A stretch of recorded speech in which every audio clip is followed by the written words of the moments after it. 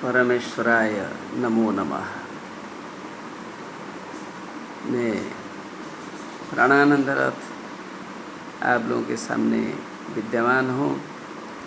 मैं अभी श्रीमद् भगवद गीता के 7वें अध्याय के 18 श्लोक बोलने जा रहा हूँ, जिसमें आत्मज्ञान की प्रशंसा की गई है। आत्मज्ञान अर्थात आत्मनि ज्ञानम, आत्मा में जो ज्ञान होता है उसे आत्मज्ञान कहते हैं। आत्मा में अंधकार भी होता है, अज्ञानता होती है, वी हैव डाउट्स होता है। हर किसी आदमी में शंका होती है, डाउट होता है। XYZ कोई भी आदमी में शंका होगी। बचपन में शंका थी, जब बड़ा हुआ ज्ञान विज्ञान का विकास हुआ तब विद्वान या विदुषी वह बन गई। लेकिन यह बात सच है कि मन में शंका होती है, डाउट होता है। डाउट को कौन दूर करता है? ज्ञान। तो ज्ञान श्रेष्ठ है। जिसमें ज्ञान है वह मोक्ष को प्राप्त करता है। साधारण रूप में इसमें बतलाया गया है। अर्थ तो अनेक है। 11 कमेंटेटर्स आर देयर,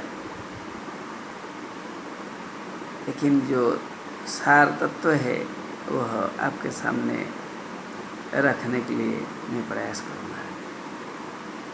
श्लोक इस प्रकार है। उदाराः सर्वे वैते जानीत्वात्मैव मे मतम्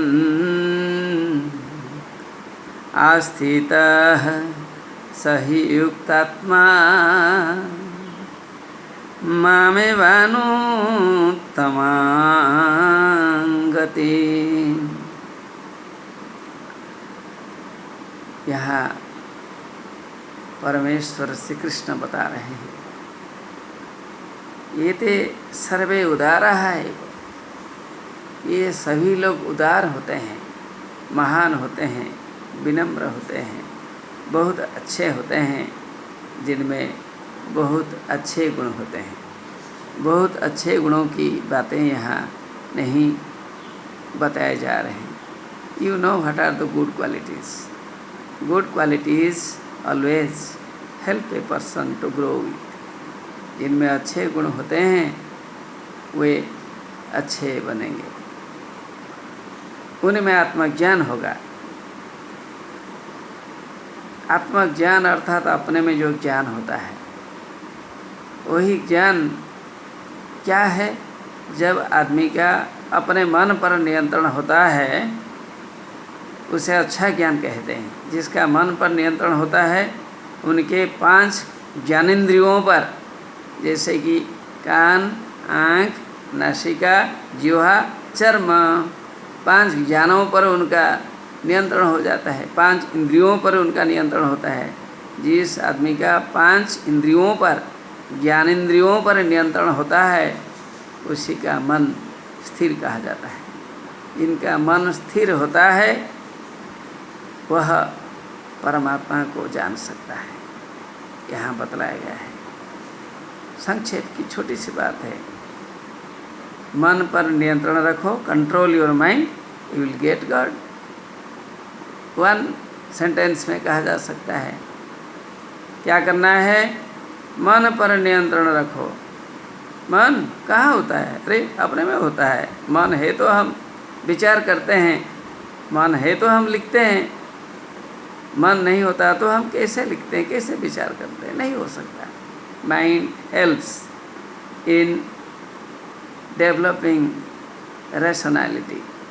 मनुष्य में ज्ञान होता है, हर किसी में रैशनैलिटी है, लेकिन वह अपना ज्ञान को विकसित करता है जिसका मन नियंत्रित है।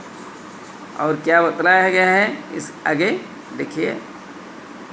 आस्थित सही युक्त आत्मा, वही युक्त आत्मा है, उन्हीं की आत्मा नियंत्रित है।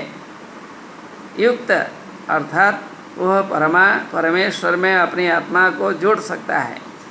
A man who has controlled on his mind can control on what? The activities of sense organs.